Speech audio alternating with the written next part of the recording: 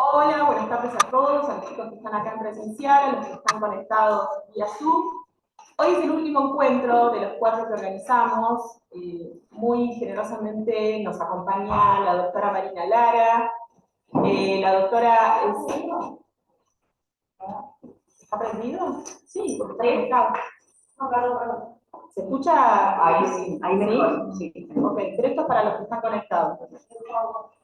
La doctora Marina Lara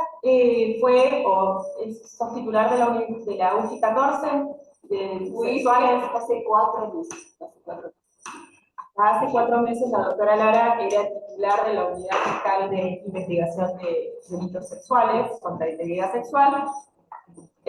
Ahora, ¿en qué fiscalía está? Estoy en la Fiscalía 7 de Delitos Genéricos. En la 7 de Delitos Genéricos. Está descansando la doctora Lara, se tomó vacaciones.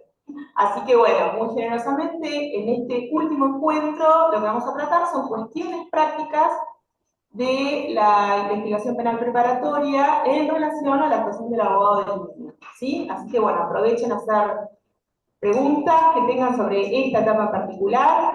Marina tiene muchísima experiencia, siempre ha sido muy favorecedora a la actuación de nuestro trabajo como abogado del niño en las causas de abusos o delitos contra la integridad sexual, así que aprovechenla. ¿Sí? Marina, todo tuyo. Bueno, muchas gracias por la invitación. Y bueno, como decía Jessica, yo estuve casi 6 años trabajando en la Unidad Fiscal de Delitos contra la Integridad Sexual y Violencia de Género. Y bueno, la idea por ahí de esta charla es transmitir un poquito de lo que yo he visto, ¿sí? De la experiencia que he tenido en la resolución de casos en donde, bueno, se denuncian delitos que tienen por víctima de abuso sexual a niños, niñas y adolescentes. Y bueno, la idea por ahí de la charla era explicar un poquito cuál es el trabajo que se hace en la Fiscalía, cuáles son las etapas del proceso, como para que se entienda qué es lo que pasa desde que se radica una denuncia por abuso sexual hasta el momento del juicio. Yo quizá me expida respecto de cosas que hayan visto con Eduardo Amper o Natalia Giondi, que más o menos explicaron el proceso. Y bueno, lo que hay que saber, en primer lugar, es que desde el momento en que se hace la denuncia, empieza una serie de actividades del Ministerio Público Fiscal que consiste en la realización de la investigación penal preparatoria. ¿Sí? La llamada IPP es una etapa procesal en la cual se recopila la prueba, el Ministerio Público Fiscal recopila la prueba que eventualmente dará sustento a la elevación de una causa a juicio y será la prueba que va a fundar, digamos, la prueba de cargo de la Fiscalía al momento de llevarse a cabo el juicio oral público. ¿Sí? Hacia ahí es hacia donde vamos en el momento de la denuncia. Y hacia ahí es hacia donde vamos en tanto y en cuanto se reúna la prueba. ¿Sí? Porque en muchos casos, bueno, existen diferentes factores que obstan a que la causa prosiga y tenemos que archivar la causa, ¿sí? Como sabemos, los casos de abuso sexual, bueno, son, digamos, las injerencias, los, digamos, ataques sexuales de una persona mayor hacia un niño o de un adolescente hacia otro niño en inferioridad de condiciones, en el cual existe una asimetría de poder, una asimetría de conocimiento y una asimetría en la satisfacción. Y desde el momento en que se hace la denuncia por un presunto hecho de abuso sexual en el que resulta víctima un niño o una niña, yo podría aventurarme a decir que en el 80-90% de los casos el abusador es alguien que está dentro del ámbito familiar de ese niño, niña, adolescente. Ámbito familiar, de vecindad, es decir, un ámbito muy cercano y de afecto, ¿no es cierto? Que tiene una relación de afecto hacia ese niño, niña o adolescente. Y en función de ello, como la persona que abusa en general es alguien que tiene una relación de afecto hacia ese niño o niña, en muchas oportunidades el relato ese primigenio del niño o niña en cuanto hace alusión a una situación abusiva de parte de un adulto es descreído. Es descreído por, digamos, los restantes miembros de la familia que, digamos, ante un juicio, ¿no? Digamos que alguien que es tan allegado a un niño, que se muestra tan, tan afectuoso, tan cariñoso, tan empático, tan preocupado por el niño o niña, pueda a la vez ser un abusador. Entonces, a partir de aquí, entiendo yo que es importante el acompañamiento del Estado, el acompañamiento de ese niño o niña en el momento mismo de la denuncia. Y por eso nosotros, bueno, en la Fiscalía hemos, ya desde el momento de la denuncia, dado intervención al abogado del niño, porque, bueno, es a partir de ahí donde se necesita, más allá de los conocimientos teóricos que pueda llegar a tener ese abogado del niño o niña, es importante que tenga, bueno, esa función de acompañar, de escuchar, de dar tranquilidad a ese niño o niña y explicarle en qué medida, bueno, se va a necesitar de su colaboración, porque no es cuestión, ¿sí?, de que se haga simplemente la denuncia y después ese niño o niña, listo, ya está, lo dejamos a un lado, nunca más lo citamos. La realidad es que se necesita, digamos, una actividad bastante, o sea, presente, ¿no?, en etapas procesales fundamentales del niño o niña o adolescente durante la investigación penal preparatoria. ¿Y esto por qué lo digo? Porque como son delitos que se cometen, los delitos de abuso sexual se dice que son delitos que se cometen en las sombras, es decir, ante cuatro paredes, donde nunca hay testigos. Entonces, ¿quién es el testigo del abuso sexual? La propia víctima. Entonces, el niño o niña reviste esa doble condición, víctima y testigo. Y es por eso que su testimonio reviste singular relevancia, no debe ser dejado de lado y debe ser confrontado, ¿sí?, su declaración, lo que ese niño o niña dice, debe ser confrontado con el restante caudal probatorio que se trae a la investigación.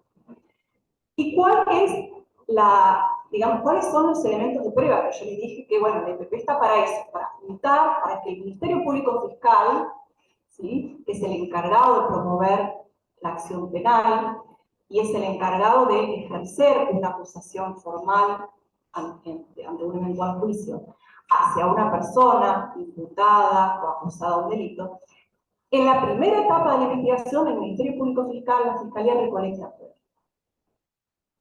¿Qué tipo de prueba se les ocurre que puede haber para probar un delito de abuso sexual?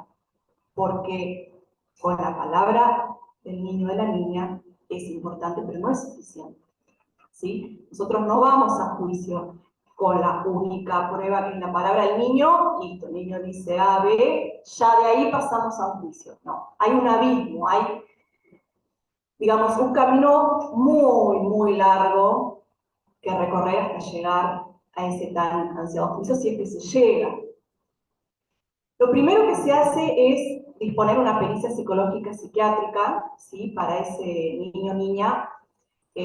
Una pericia que hace, bueno, puede hacerlo una perito de la Fiscalía o de la Asesoría Pericial Departamental, que en definitiva va a dotar de credibilidad o no al relato de ese niño. Nos va a decir si es un relato creíble, si es una persona que fabula o no fabula ese niño. Esto es, ¿qué significa fabulación? Nos va a decir la pericia si ese niño puede distinguir los sucesos vividos de aquellos que puede llegar a imaginar o de aquellos que le pueden llegar a inculcar, ¿sí? Y bueno, en definitiva, hacen un análisis exhaustivo y profundo de la personalidad, de los gestos, de las formas de decir ese relato de abuso, y se hace en primer lugar, bueno, un dictamen, ¿no?, luego analizar al protagonista, ¿no es cierto?, del proceso.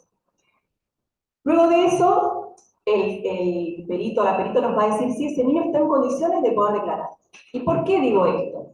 Porque muchas veces teniendo en cuenta la gravedad de los hechos que se denuncian, ¿no? Porque sabemos que ante un abuso sexual, este puede ir, digamos, de delitos de menor intensidad a delitos de mayor intensidad, ¿sí?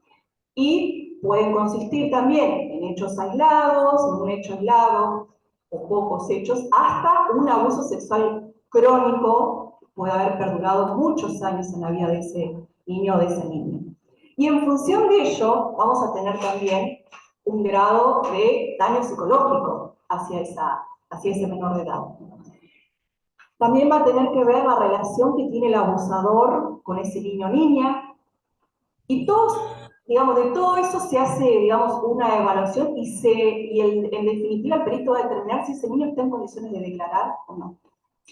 Por ahí está el grado de afectación psicológica que tiene, que se dice este niño no está en condiciones de declarar, y ahí el Estado no puede avanzar, en principio. Se hace un tiempo, digamos, de espera prudencial, pueden ser 4 o 6 meses, y se vuelve a llamar al niño o niña a ver si está ahora sí en condiciones de, digamos, atravesar una crisis psicológica o atravesar una declaración. Eso como primera medida, o sea, sabemos que entonces la pericia psicológica va a tener una importancia trascendental a los fines de ver si podemos seguir avanzando en el proceso. ¿Qué otro elemento de prueba, además de la pericia psicológica, colectamos para llevar a juicio? Puede existir evidencia física o no, de acuerdo al delito que se haya cometido. En los casos en que exista evidencia física, se hace un reconocimiento médico legal del niño o de la niña, que se hace a través de un perito médico forense, en donde, bueno, de manera, digamos, de proteger su intimidad, de que, digamos, la persona que examine a ese niño o niña tenga una relación, digamos, acorde a ese niño o niña, es decir, se procura, ¿no?, que se sienta lo menos invadido posible, o invadida posible, de otorgarle un médico perito forense que tenga, bueno, el mismo sexo que el niño o la niña, que eso muchas veces también lo piden las niñas, que se sienten con pudor a ser revisadas por un médico hombre. Y se respeta la voluntad del niño o de la niña, es decir, si no quieren ser revisados, no se insiste, ¿sí?, en la práctica. Entonces, la cuestión de la obtención de la evidencia física es importante, pero no es excluyente para probar un abuso. Porque muchas veces, como digo, los chicos no quieren ser revisados, o muchas veces el paso del tiempo conspira contra la obtención de evidencia física. Entonces, tienen dicho los tribunales, ¿sí?, provinciales, tiene dicha la Corte Interamericana de Derechos Humanos, que es el organismo, digamos, contencioso judicial superior, que en definitiva revisa todas las decisiones judiciales que van dictando los estados partes, se han, digamos, pronunciado jurisprudencialmente en el sentido de que la falta de evidencia física no obsta a que se pueda acreditar un abuso sexual. Luego de ello, en el caso de que exista evidencia física, se puede obtener también, si es un abuso sexual con acceso carnal, por ejemplo, de reciente data, se puede llegar a obtener evidencia que tiene que ver con evidencia química, ¿no? No sé, material genético que nos permita después hacer una pericia de ADN. Material genético puede ser PCA, puede ser sangre, puede ser otro tipo de rastros que podrían llegar a ser objeto de una pericia química y podrían llegar a arrojarnos un resultado positivo que pudiera llevarnos a dar con existencia del abuso, es decir, la existencia de la materialidad ilícita y la autoría, ¿sí?, responsable. Y asimismo, también es muy importante, como, digamos, un medio de prueba, las declaraciones de los testigos que son, en general, allegados a los chicos, ¿sí?, como mamá, papá, abuelos, tíos, maestros. Psicólogos, psicólogas particulares también es muy importante el testimonio de las psicólogas y los psicólogos particulares de los niños, que bueno, que más allá de ser un medio de prueba importante, es digamos también un recurso digamos, para echar mano cuando bueno, una familia se da cuenta que dentro del ámbito familiar ha existido un abuso sexual intrafamiliar. Y asimismo también, bueno, eso digamos en cuanto a lo que se necesita del niño, lo que se necesita de la familia, y también la persona acusada de abuso puede ser objeto de distintos, digamos, medios de prueba también, como se le puede extraer sangre para hacer un cotejo de ADN, se le puede hacer una pericia psicológica psiquiátrica para ver, digamos, rasgos de la personalidad y ver si eventualmente podría, digamos, tener los rasgos de personalidad que, bueno,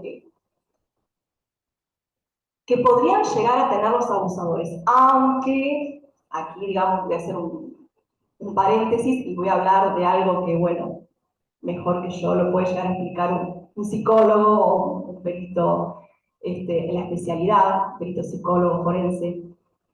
No existen rasgos de personalidad abusadora, ¿sí? Es decir, con la mera existencia de una pericia psicológica psiquiátrica de un imputado, no podemos ya resolver la causa, ¿sí? Es una serie de indicios que vamos dando y luego cuando unimos todos esos indicios, son indicios concordantes que en definitiva corroboran el relato de ese niño o de esa niña, podemos llegar a decir que tenemos un cuadro de prueba cargoso suficiente como para llevar esa causa a juicio, ¿sí?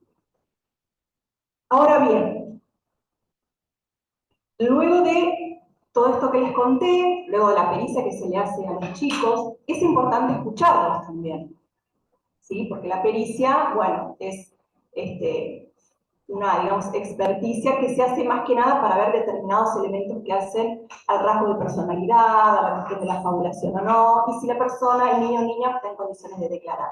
Pero después tiene que declarar. ¿Y cómo declara un niño o niña en un proceso penal?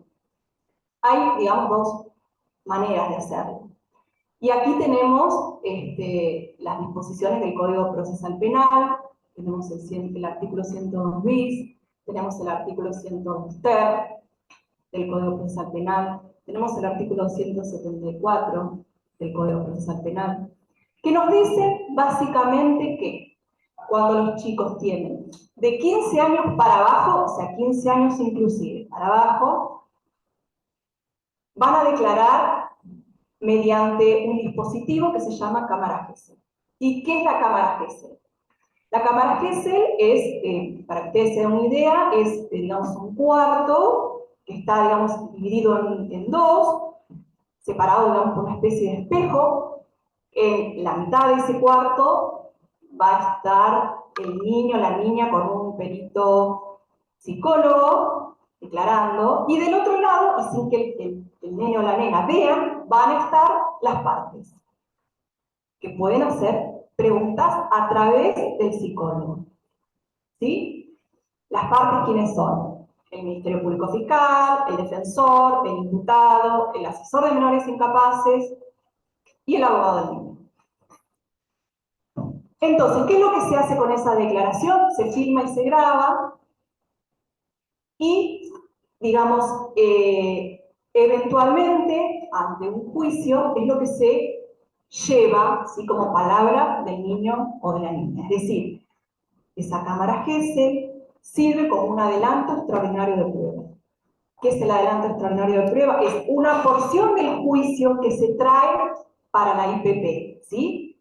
Entonces es como un mini juicio que hacemos, que grabamos y que filmamos para evitar que el menor de edad tenga que declarar una y otra y otra y otra oportunidad, ¿sí? Por eso se dice que es un adelanto extraordinario de prueba y las partes entonces es la oportunidad en la que tienen para hacer las preguntas que deseen, es decir, tanto los fiscales como los defensores, sobre el incapaz, abogado del niño, etc.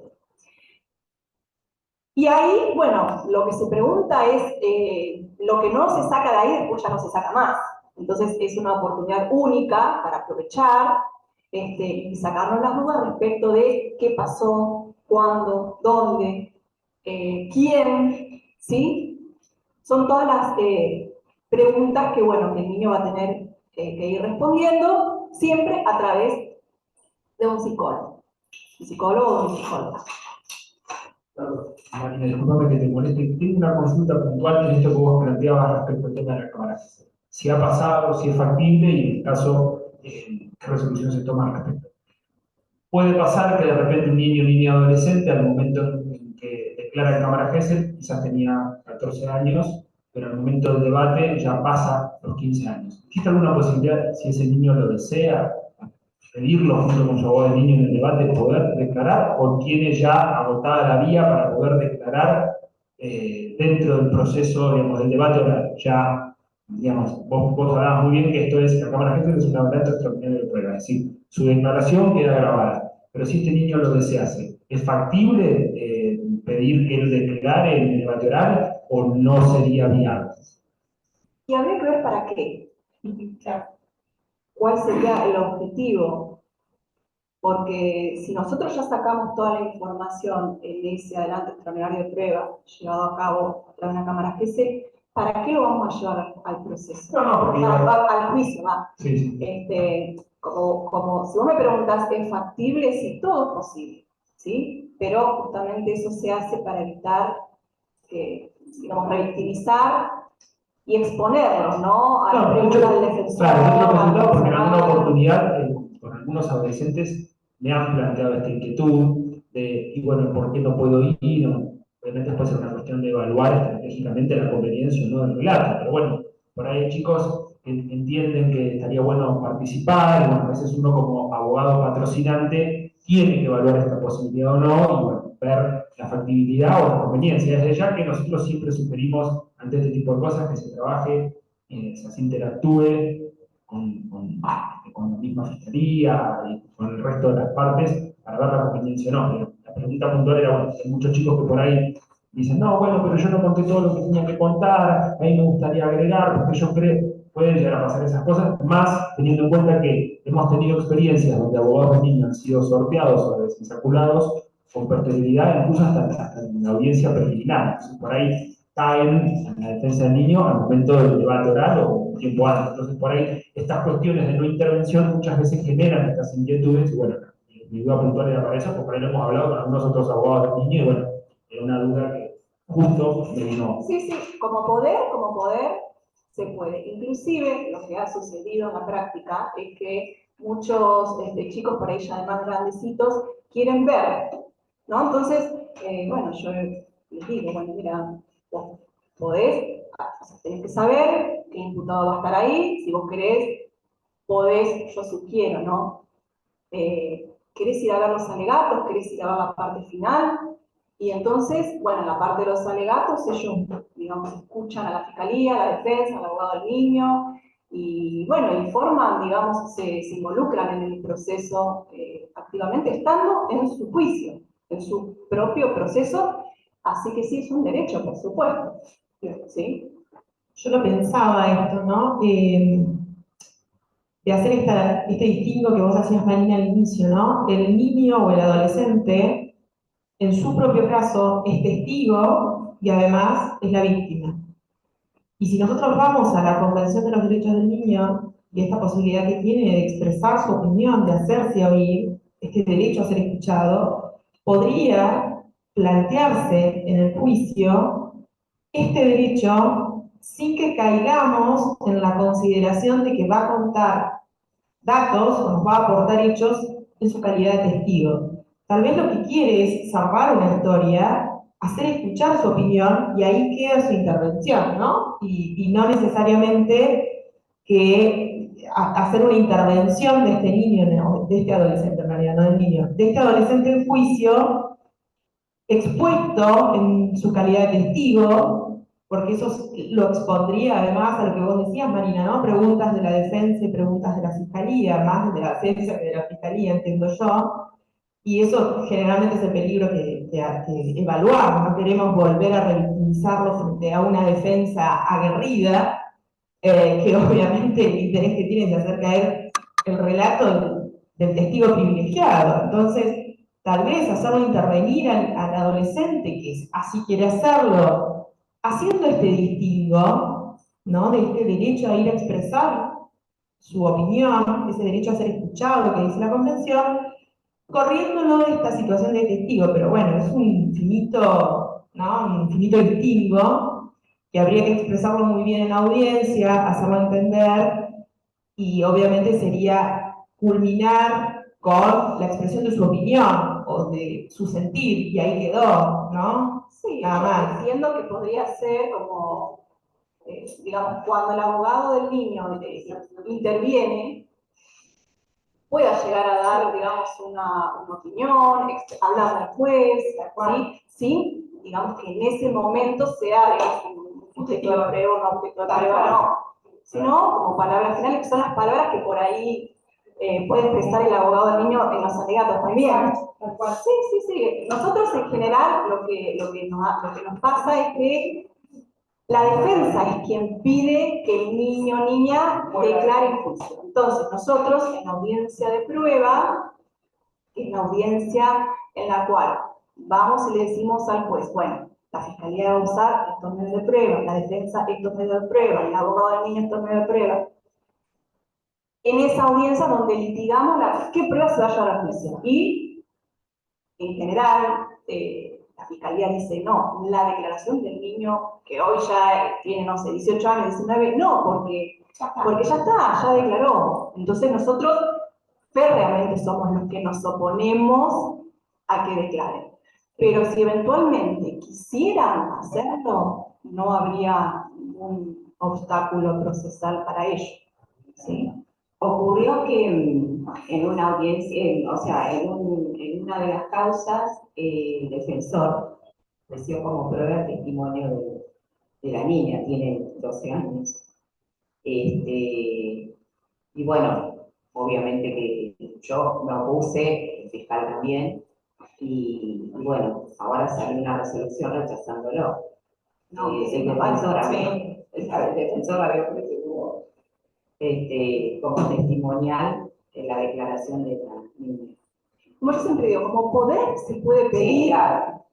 lo que sea, hay que ver después si es algo coherente, si es viable, ¿sí? Y si no está contra las normas procesales, contra las normas de fondo, ¿sí? Pero como poder, en principio... Pero bueno, ahí claro. No, si tiene 12 años es claro que quería ella. Lorena, está aprendiendo. Justamente en función de lo que Jessica había relatado, había explicado, te quería consultar, ¿cuál sería la forma para solicitarlo sin que la persona menor de edad tenga que haya que presentarla como testigo? A lo largo de casi 3 años trabajé en el servicio local y he visto varios casos sobre la consecución en el tiempo, donde en una primera instancia el niño con 11, 12 años viene realmente avasallado y abrazado por lo sucedido hace tiempo atrás y por la familia. Entonces, en muchas ocasiones no quiere expresar mucho de lo que le sucedió, menos aún ser citado ni a la cámara GESEL, ni hablar, porque ve que con su relato ocasionó mucho dolor en la familia. Pero con el paso del tiempo, en muchas ocasiones, hasta tienen la necesidad de poder hablar de lo que les pasó. ¿Por qué? Porque el paso del tiempo, la maduración y al haber ido a terapia a lo largo de varios años, hace que hoy puedan abordar el tema y poder poner en palabras lo sucedido de una manera distinta. Entonces sienten que la forma en que lo explicaron hace 3, 4 años atrás no fue lo suficiente para poder tener justicia, en palabras de ellos. Pero la figura del testimonio no es la apropiada para poderlo llevar a ese lugar. ¿Cuál sería la forma de poder presentarnos para poder ejercer este derecho a ser oído y poder expresar de manera diferente a lo que lo hicieron en cámara GESEL, pero no bajo un testimonio.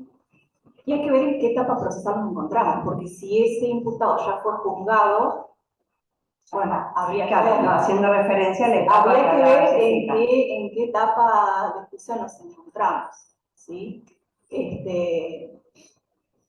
Yo lo que les dije, en principio, cuando el niño no puede hablar, la causa, bueno, se le da 1, 2, 3 oportunidades, se archiva, porque tampoco lo vamos a estar llamando cada 6 meses. Pero si eventualmente la causa se archiva y después ese menor está en condiciones de declarar, el archivo no causa estado. No. Es decir, en tanto y en cuanto la acción no esté prescripta, se puede reabrir el proceso una vez que se archive. Así que eso, digamos, es factible en tanto en cuanto la causa esté, digamos, en trámite o esté archivada y la acción no prescripta, ¿sí? Hay que ver si digamos, si se pudo hacer una pericia psicológica y no fue suficiente porque el menor no estaba en condiciones de participar de un proceso, se hace una nueva pericia psicológica, digamos, para traerlo de nuevo al proceso, ¿no? Se hace una nueva pericia psicológica y ahí se determina si el nene o la nena está en condiciones de declarar. Y ahí, bueno, sigue adelante el proceso. No hay ningún tipo de problema. Lo que sí, siempre va a ser importante cuando una causa se archiva, cuando se determina que un niño o una niña no está en condiciones de declarar, va a ser importante para volverlo a traer el proceso, para que sea oído, que pase por una pericia psicológica. Porque no es cuestión de que venga la madre, no, ve, lo siento acá, habla, lo siento acá, dale, nene, habla. Eso suele suceder, ¿sí? Digamos, en miras de poder hacer justicia, ¿no? Las mamás o los papás que, bueno, los traen a la fiscalía, y bueno, los chicos por ahí no quieren, ¿no? Entonces pasan primero por el camino de la pericia psicológica para ver si están en condiciones de declarar. Sí, eso sí, hasta habiendo ya realizado la pericia, la cámara GESEL y todo, pero con posterioridad, digo, me surgió esto de, escuchando la situación, se me ha representado distintas situaciones donde el chico quiere volver a empezar, pero obviamente el cuadro de testificar no. Si todavía no se llevó a cabo el juicio, no entiendo, o sea, no habría obstáculo procesal tampoco para hacer una nueva cámara GESEL. Sí, el niño o la niña tiene edad 15 años para abajo. Sí. Si digamos, si el chico ya tiene 18, bueno, podrá presentarse a la fiscalía y dar un testimonio, no hay problema.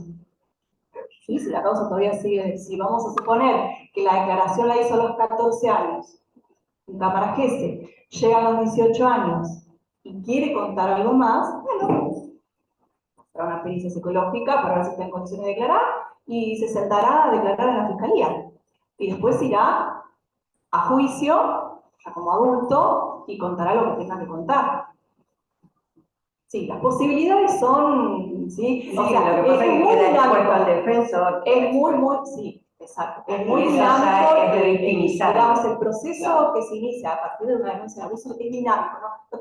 No hay, digamos, compartimentos estancos, no hay una misma solución para todos igual, porque todo depende de cada uno y, bueno, de cómo se vayan llevando adelante las distintas instancias judiciales. En definitiva, mucho depende de hasta dónde se le puede sacar, entre comillas, a ese niño, a esa niña, hasta dónde quiere colaborar, la incidencia que tiene la familia, ¿sí? Cómo influye, si negativa o positivamente en ese relato.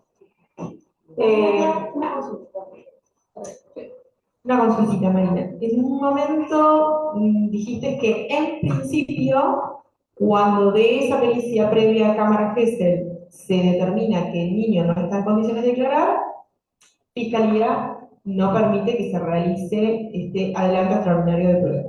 Dijiste en principio. Ustedes tienen la posibilidad, dentro del fiscal, de tal vez decir, no, creo que la pericia que se hizo surge tal y tal cuestión. O sea, ustedes deben atenerse estrictamente a esta situación, a este consejo, a este dictamen de que el niño no declare, o pueden tener alguna flexibilidad. Pensando tal vez en algunos casos que he tenido en donde de esa pericia ha resultado que tal vez el entendimiento que tuvo el niño o el adolescente no era del todo claro, entonces tenían ciertos temores y yo después he tenido que hacer como aclaraciones que en realidad sí quiere declarar, y entonces se cruza lo que yo como abogado del niño voy a manifestar que sí quiere declarar mi patrocinado, aún pese al dictamen que está en la pericial. Entonces a veces es complicado porque muchas veces surgen como malos entendidos en el transcurso de toda esa pericia que se hace, y los chicos terminan entendiendo cosas que no son, y después cuando nosotros vamos y conversamos con ellos y podemos hablar de forma por ahí más directa y más franca, pero miren, yo pensé que no era así. Yo recuerdo un caso en donde había entendido, tenía miedo que la afirmación no fuera, se desparramara por todos lados. Y me dice, pero eso lo va a ver todo el mundo, ¿no? Bueno, y a partir de ahí, de la explicación de cómo iba a ser el procedimiento de toma de declaración en cámara GESEL, dijo, no, entonces yo sí quiero. Sí, sí, sí. Información. Claro, la información había fallado, la manera de transmitirla, en este caso además era una niña que tenía algún tipo de discapacidad intelectual, entonces se le dificultaba por ahí entender. Uno entiende las limitaciones tal vez que hay en la forma de realización de ciertas pericias, qué tipos de aplicación de test se hacen y demás, pero bueno, si ustedes después no pueden tener ningún tipo de flexibilidad, se les hace difícil, porque si tienen el dictamen que dice que no, tenemos que esperar 4 meses.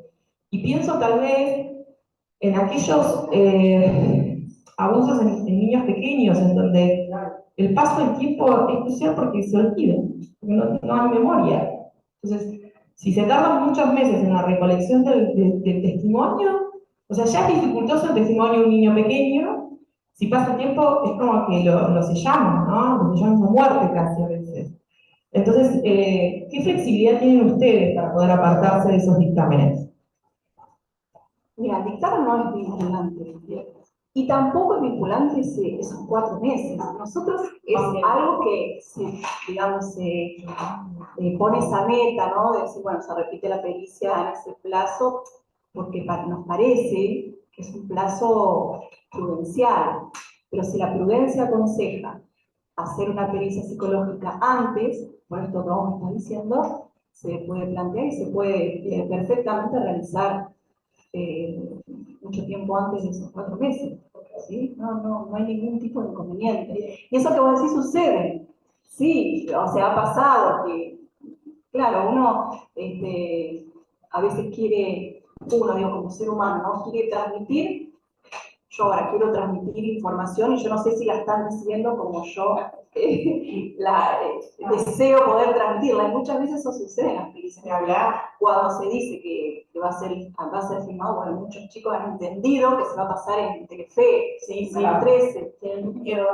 Y bueno, y por eso es información que se le escapa de aclarar a un perito, es decir, va a ser filmado en un juicio, pero quédate tranquilo que no se va a pasar en la tele. Por ahí la información que el perito, sí, como que la da como obvia. Como obvia.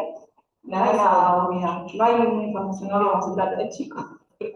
Marina, perdón, te interrumpo 2 segundos porque hay algunas consultas que surgen desde el chat del Zoom. Nos están preguntando, ¿cuál sería el rol del Centro de Asistencia a la Víctima? Si tiene intervención en asuntos de violencia, el Centro de Acceso a la Víctima, y respecto al Centro de Acceso a la Víctima, de la observación que realiza para confirmar o no que un niño o adolescente puede declarar. A ver, Centro de Asistencia a la Víctima del Ministerio Público Fiscal está conformado por, hay asistente social y hay una abogada, hoy por hoy, ¿sí? Entonces, la función que tienen es dar a conocimiento a la persona que, digamos, se considera víctima de un delito, de la información del proceso, ¿sí? En general. Entonces, van ante el Centro de Asistencia a la Víctima y se les informa, bueno, los pasos procesales son estos, usted se la va a llamar a una audiencia, al imputado se le va a tomar tal acto procesal. Después, distinto es quién hace las pericias psicológicas, ¿no? Que ahí está, en la Fiscalía hay un equipo técnico compuesto por 2 psicólogas, que son las que hacen este tipo de pericias, y también en las asesorías periciales hay psicólogos que llevan adelante este tipo de pericias. ¿Sí? No sé si Perfecto, eso sí, es lo que entiendo que sí, porque no se ha quería repetido la pregunta, así que cualquier cosa podemos interrumpirte para consultar. Bueno, Perdón, María. Es como que se suman aportes, ¿no? Desde el abogado del niño, digo, pienso en este momento, con el centro de asistencia a la víctima. no, por supuesto. Porque, a ver, como yo les dije, es importante que el niño o la niña sepa desde el principio, bueno, cuándo y para qué me van a llamar. Mira, te van a llamar primero para una pericia psicológica, que es para que vos le cuentes a la psicóloga, ¿sí? Te va a hacer algunas preguntas y va a escribir lo que vos contás. Y después, si está todo ok, vas a hablar de lo que te pasó. Eso se va a filmar, se va a grabar para pasar en un juicio. Bueno, eso es lo que hay que, ¿sí? que informar. Claro, sí, sí. Y después, bueno, los resultados, porque, digamos, la figura del abogado del niño es importante para explicar, bueno, si de la pericia psicológica surge, en función de la opinión del perito, psicólogo, que el niño no está en condiciones de declarar, explicarle, bueno, por qué el proceso va a estar, no sé, suspendido, por qué este tiempo de espera, qué se está esperando, qué se puede hacer, qué podemos hacer. Sí, bueno, en caso de que siga el juicio, también explicarle toda la contención, darle toda la contención y el apoyo al niño y explicarle cuáles son sus derechos. Muchas veces es súper interesante este tiempo de espera que propone la Fiscalía para volver a tomar declaración, porque en situaciones de abuso crónico o muy complejas, en donde ha habido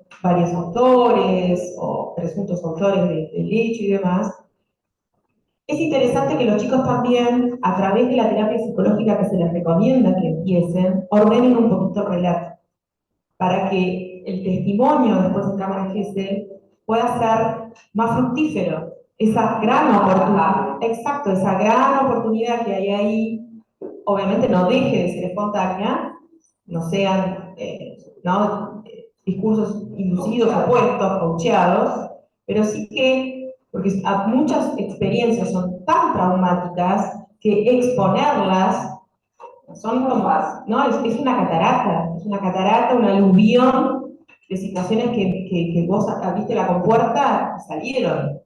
Y ese salieron espontáneo, si no se puede ordenar en la elaboración del trauma, genera que a veces los testimonios de Naval Gesell no terminen de tener la potencia que se espera que tengan. Entonces es bueno ese tiempo de espera, hacérselos entender, si son adolescentes a los adolescentes, a los padres que acompañan el proceso, para que se empiece a acompañar a ese niño o adolescente en una terapia que pueda ir tramitando el trauma. Nos va a ayudar significativamente y ese tiempo de espera sirve muchísimo. Y muchas veces el propio psicólogo que los trata es el que advierte, dice, ya estaría en condiciones de poder ir a declarar lo sucedido. Son los mismos psicólogos y hasta los llaman a veces en fiscalía para que testimonien sobre eso. Así que es interesante ese tiempo de espera usarlo, no como un tiempo perdido, sino como un tiempo ganado. Sí, es correcto lo que dice Jessica, que si bien, bueno, lo esperable es poder contar con la palabra de ese niño o niña lo antes posible, muchas veces es imposible elaborar el trauma en corto tiempo, poner en palabras, por el desconocimiento, ¿no? Sobre términos sexuales que tienen los niños y niñas, y bueno, por el trauma que genera la cercanía con el agresor.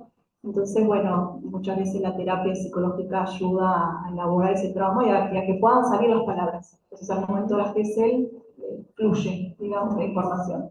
Romina, perdón que te interrumpa, quiero agregar esto porque, bueno, hablando de este tema de los tiempos de espera, el tema de la terapia, introducir la terapia para esos chicos que por ahí tienen necesidad de contar esto y no tanto con todo lo que implica el procedimiento penal. Como justamente estamos tratando con chicos, con adolescentes, que hay cierta inmadurez en todas estas cuestiones de poder decir lo que verdaderamente les ha pasado. Tengo dos casos, que los tengo totalmente empantanados, de chicas adolescentes que les ha ocurrido un abuso intrafamiliar y en otra oportunidad un abuso con personas adultas, en un contexto familiar totalmente, no sé si decirlo de abandono, pero laissez-faire.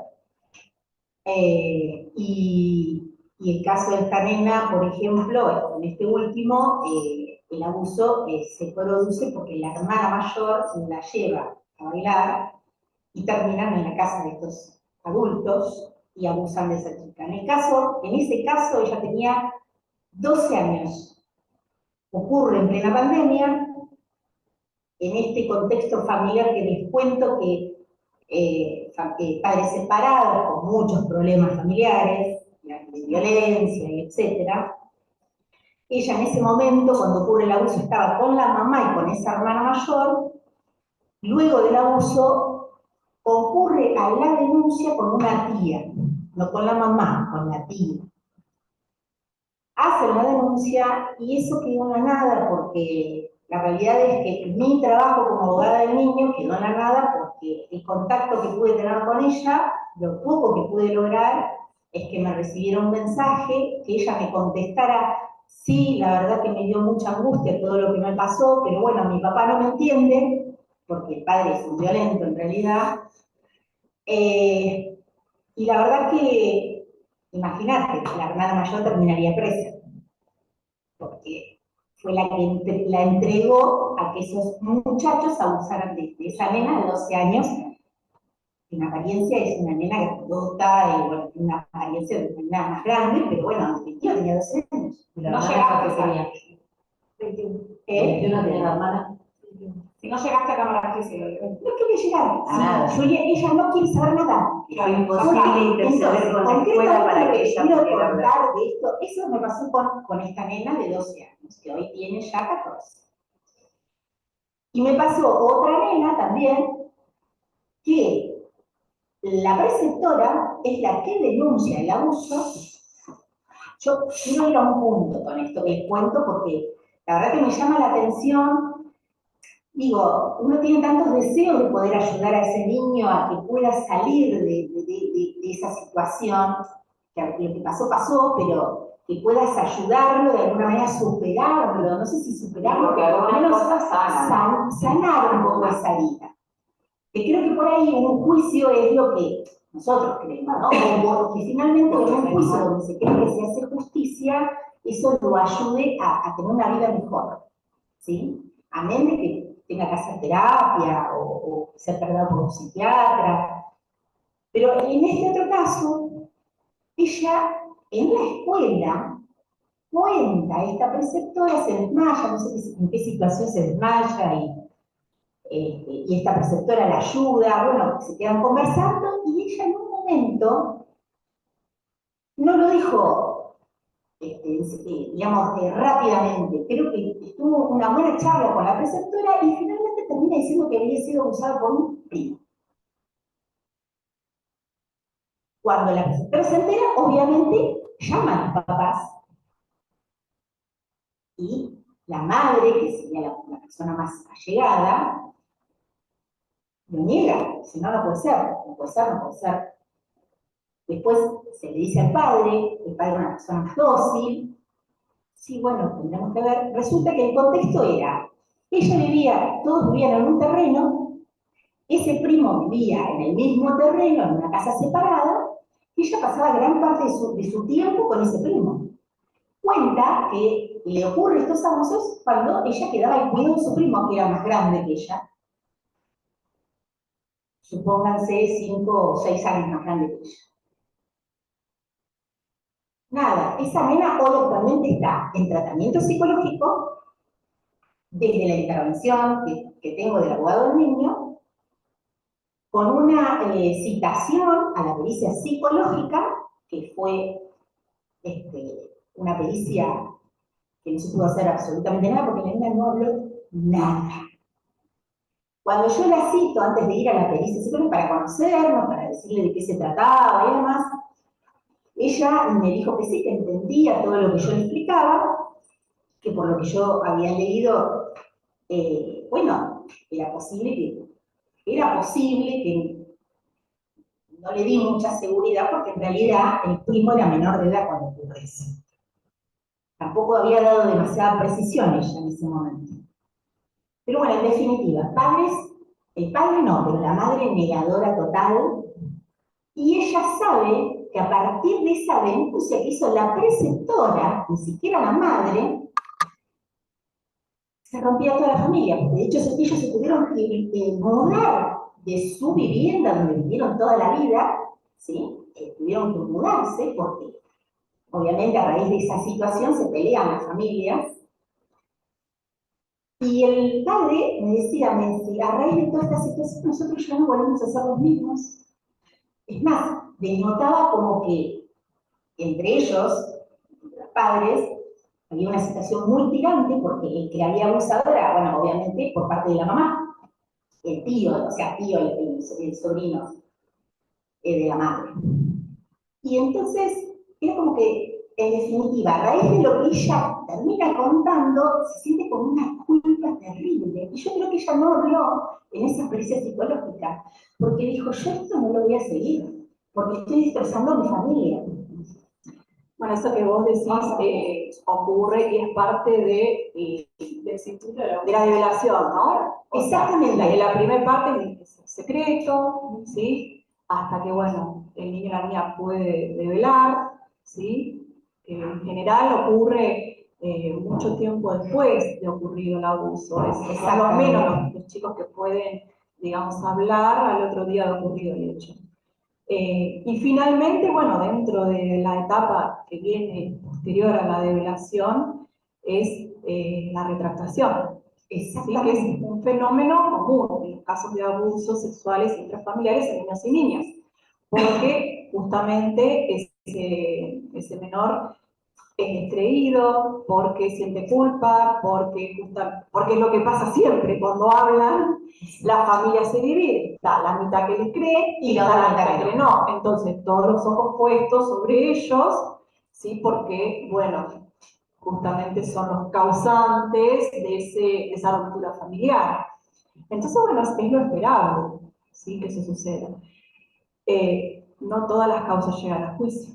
Claro. ¿Sí? Entonces, esos son los casos que, bueno, están en tiempo de espera o que se terminan archivando, que como yo te dije, el archivo no causa estado, y si luego de una terapia psicológica, que es fundamental en los casos esos, porque nosotros como operadores judiciales, más que hacer una explicación del proceso, no podemos dar esa ayuda, ¿sí? que esa niña necesita para correrse del lugar de culpable, ¿no? De sentirse culpable.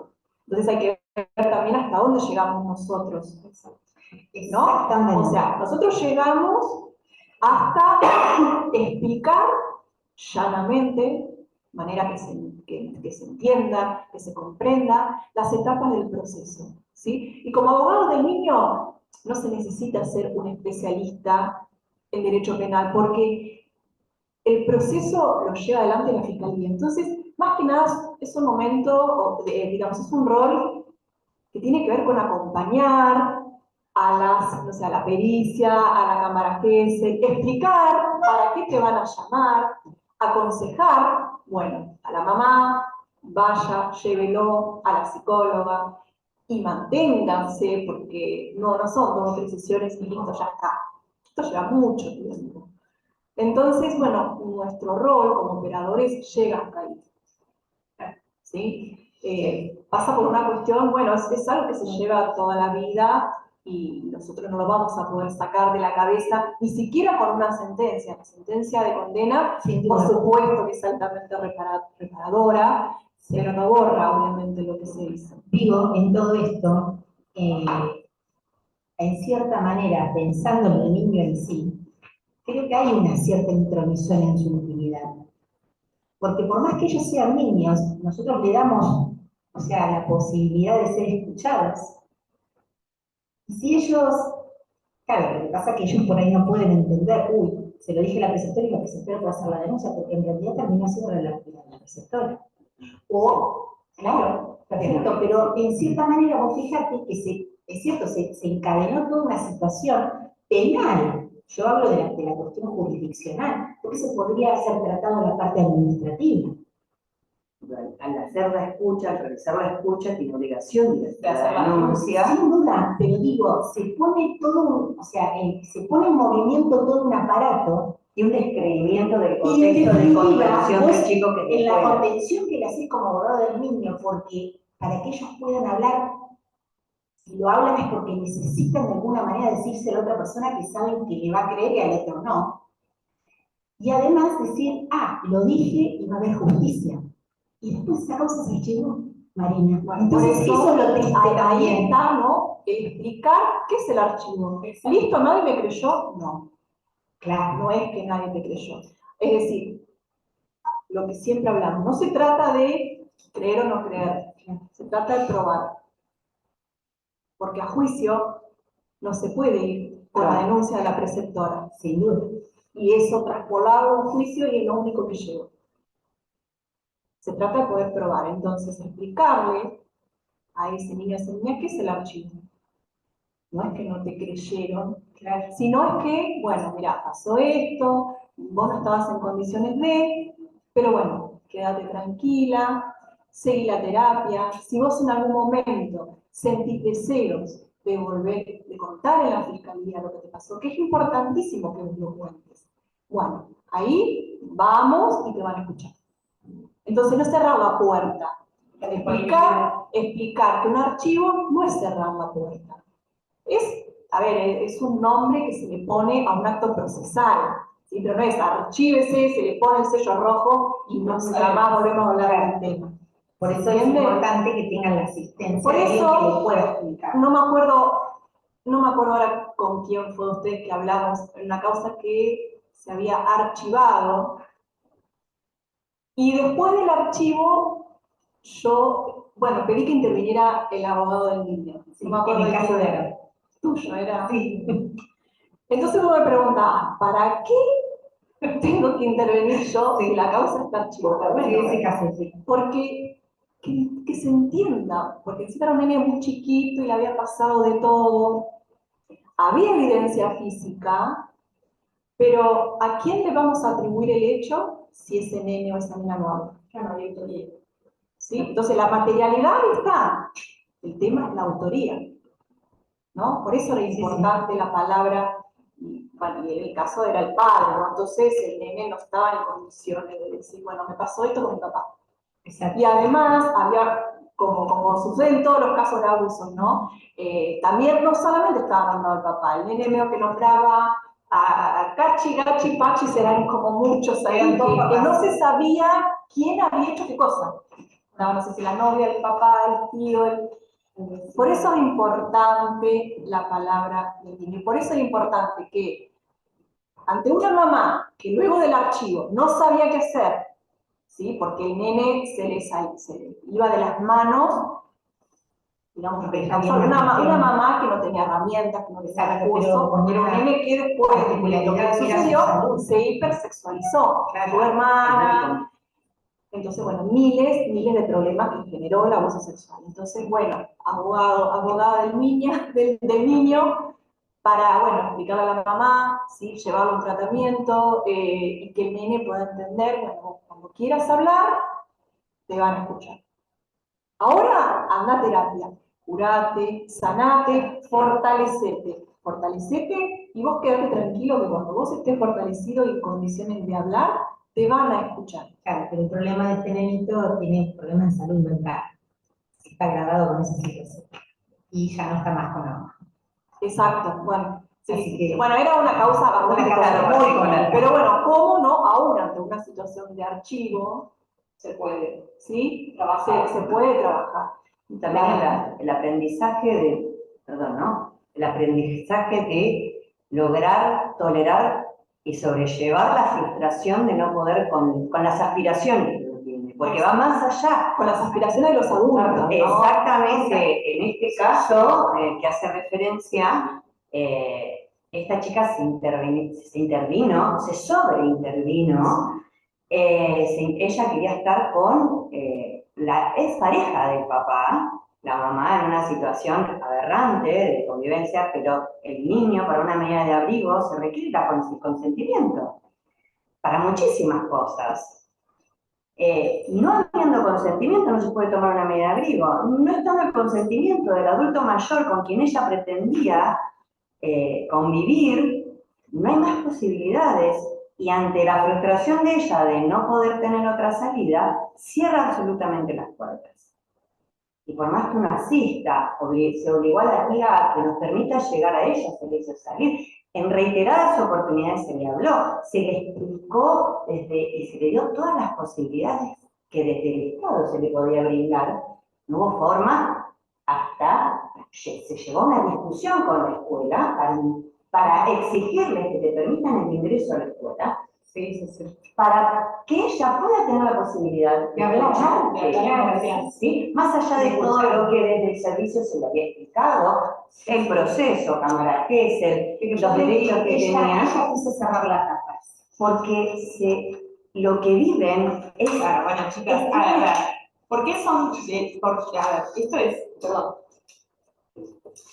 Creo que hay que tomar en consideración el tipo especial de delito del que estamos hablando, ¿no? Estas son cuestiones que se tramitan de una manera subjetiva. Primero que arrasan la subjetividad de quien es víctima de esto. La manera de tramitar el trauma, como decía Marina, es diversa.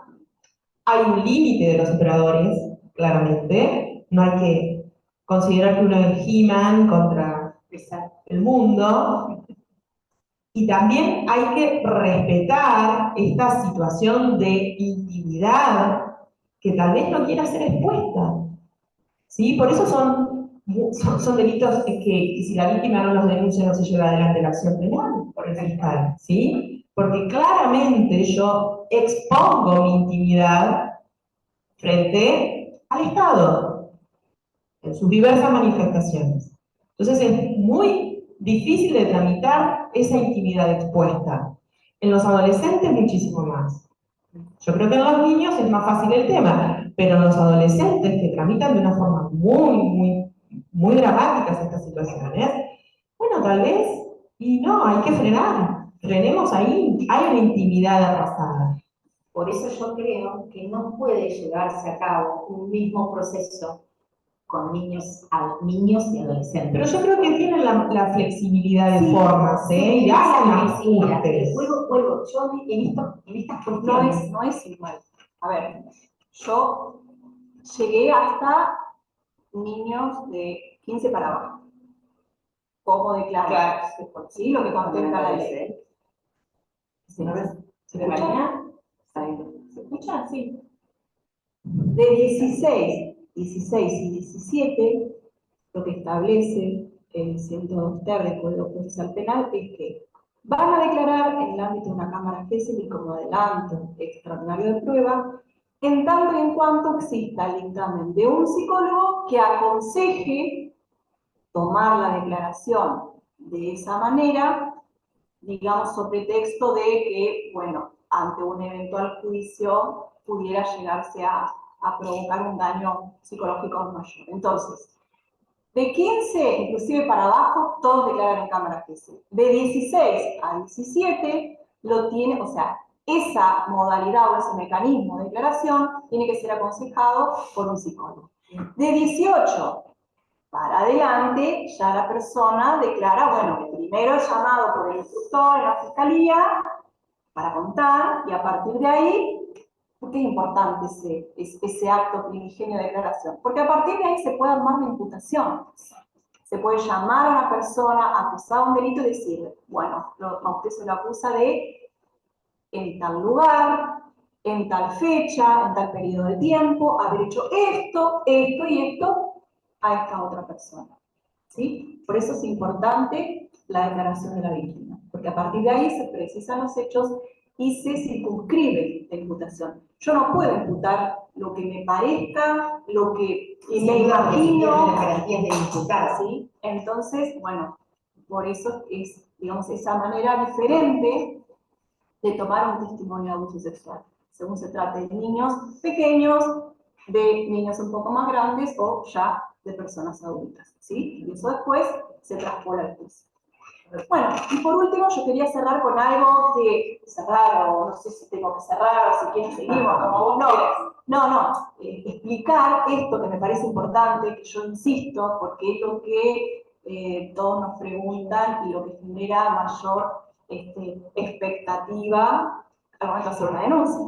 ¿Por qué si yo hice una denuncia, al día 2 no está preso? ¿No? Bueno, y aquí es donde entran las medidas de coerción.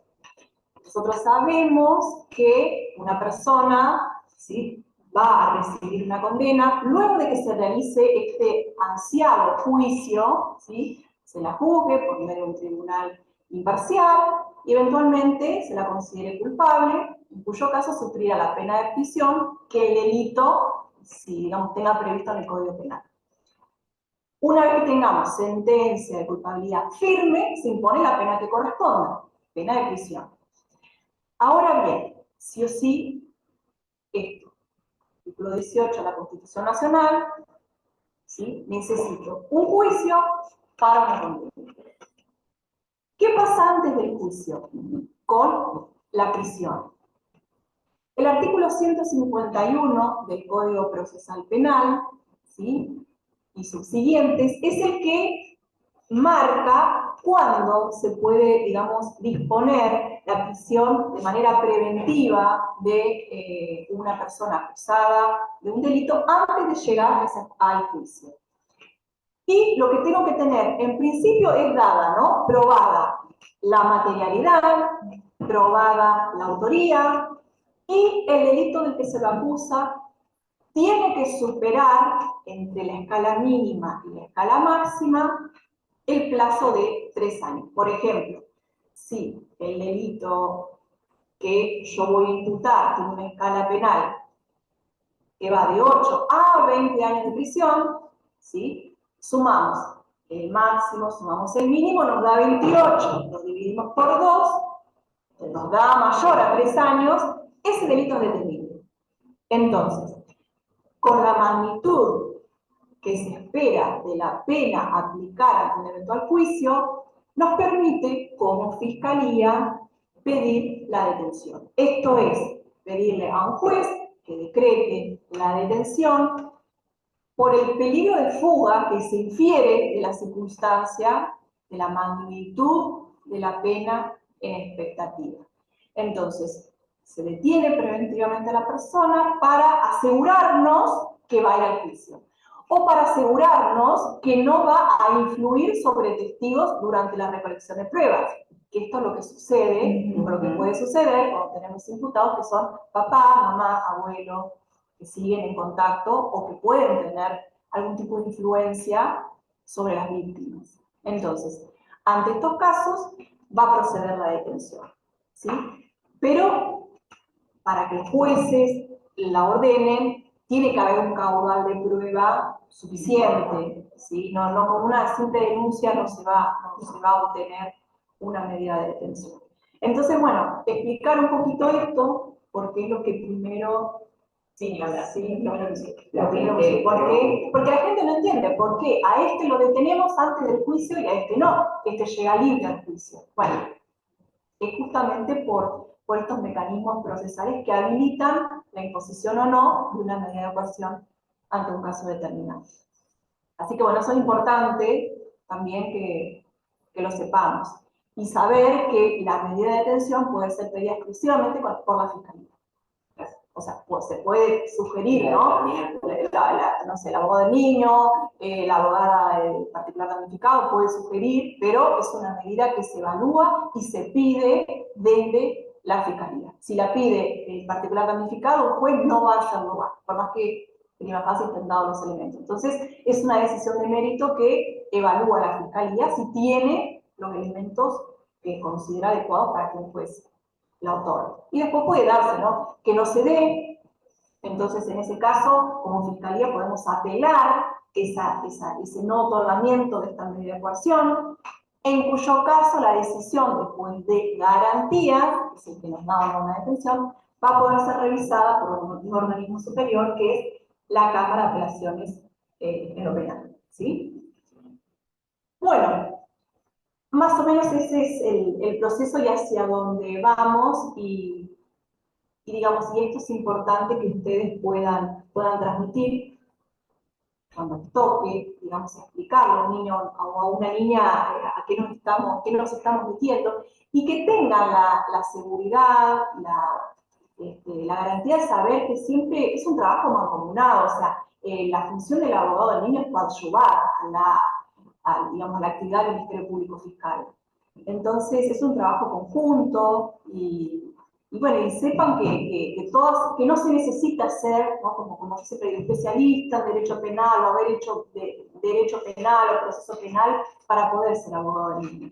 Que por ahí sabiendo ciertas cuestiones y funcionando como digamos, una especie de decantación de la información de la fiscalía al lenguaje llano de un chico, bueno, ahí es donde me parece que radica la importancia de la figura del abogado del niño. Así que bueno, espero que haya servido.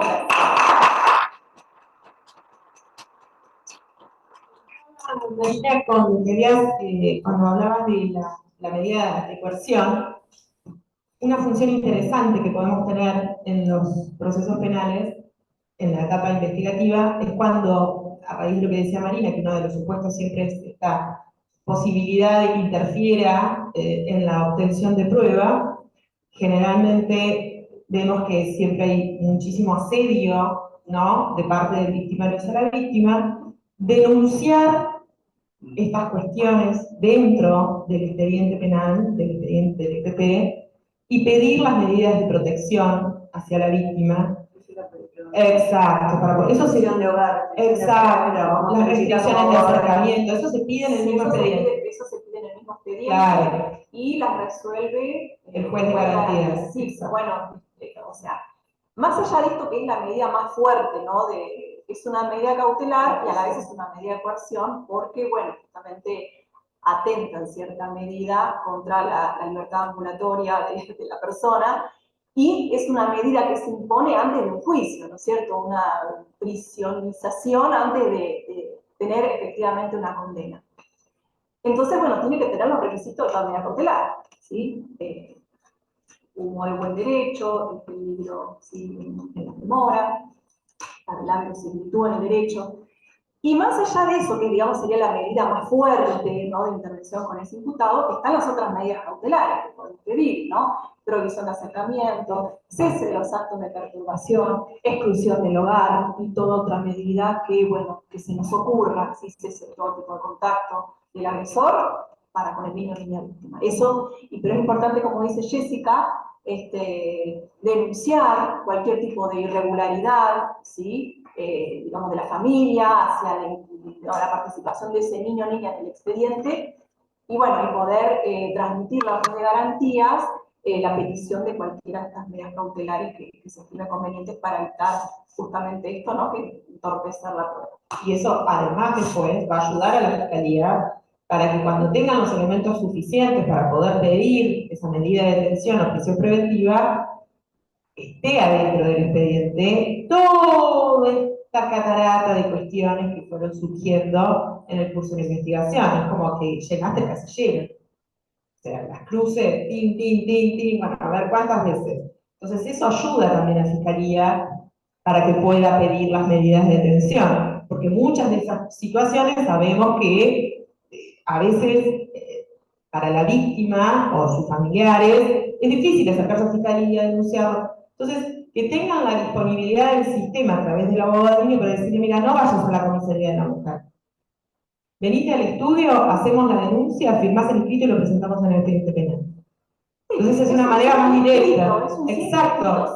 Es un párrafo. Tal cual, no necesitan más. ¿Quieren acompañar testigos que estuvieron justo cuando la víctima estaba parada esperando el colectivo y con restricción de acercamiento mediante seguían pasando? Que decían cualquier hora, acompañan testigos también. Todo eso ayuda a que después el pedido de prisión preventiva esté recontra bien fundamentado.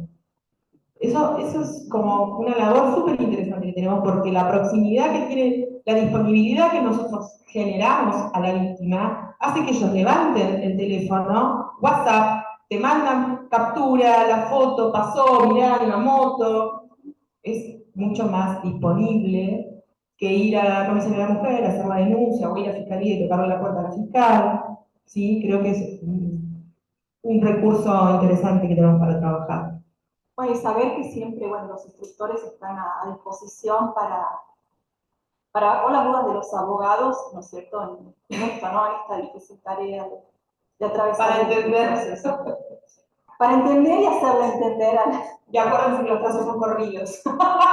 Nos hacen correr. No, pero igual, los plazos son para nosotros, ustedes.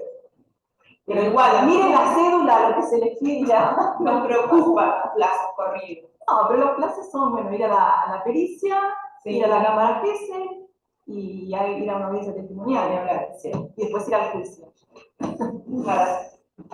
Bueno, ¿alguna pregunta del chat, chicos? Sí. ¿Nada? Muchísimas gracias.